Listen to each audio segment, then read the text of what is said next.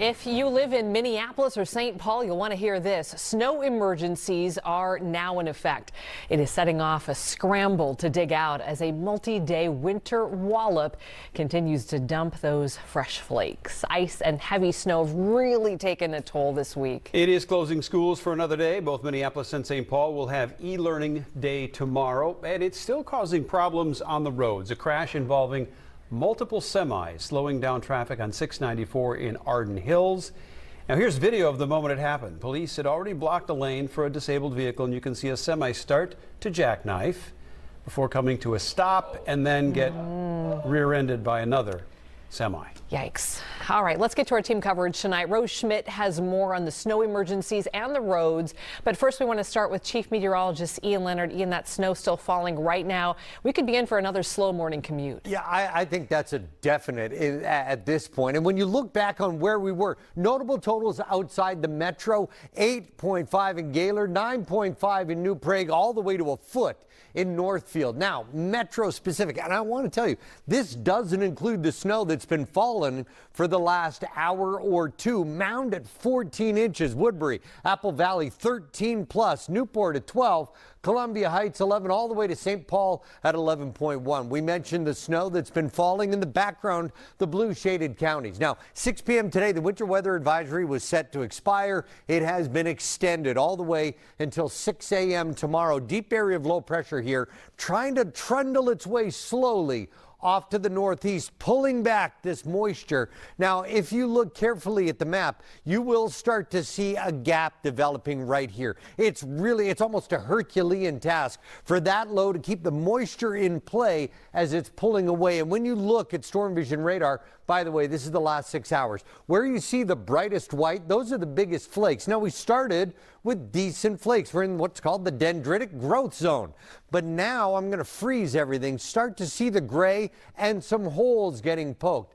This will taper as we work through midnight and into about 2 a.m., taper into some very light snow by sunrise, and then we're finished. And I know that doesn't really help you because it's like adding insult to injury with more snow. Overnight, 1 to 2 inches on already 14 plus in some parts of the metro. Earlier today, we were at 32 degrees, and once the plows got through, the main roads were pretty good, and I think that gave some folks a little false sense of bravado.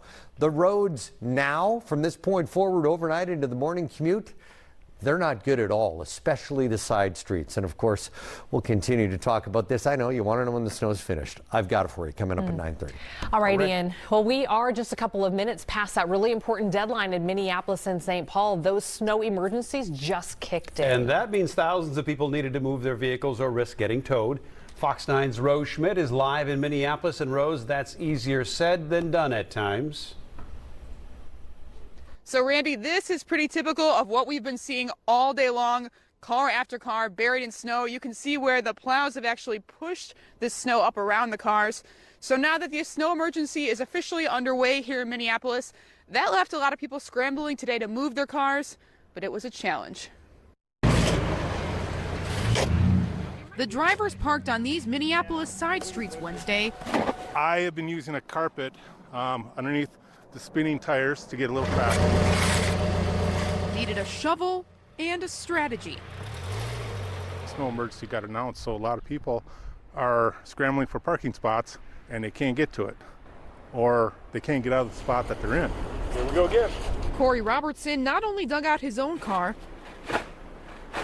but then employed his best Minnesota nice, helping at least 7 of his neighbors. He's great. Every time since I moved here, when he heard I was from New York, he always helps us out. Kira Nyholm's spinning tires and unplowed street have her questioning her move to Minnesota 2 years ago. Was kind of hoping we would get a plow, and instead we're out here shoveling and trying to get to the other side of the road so that when the snow emergency happens, we're not getting ticketed and towed. Minneapolis and St. Paul snow emergencies both begin at 9 p.m.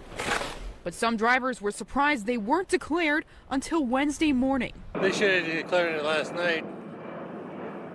Absolutely. But instead, the plows piled up snow around their vehicles. Shoveling and sweating. Though they're grateful for help from other struggling neighbors, at times the journey to the other side of the street felt almost insurmountable. So 4-wheel drive did not save you? Not at all. No. Yesterday, Minneapolis city officials said they were waiting to declare a snow emergency until because there was still more snow expected. And meanwhile, in St. Paul, they don't typically start snow emergencies until the significant snowfall is done. Back to you. All right, Rose, thank you. Well, to the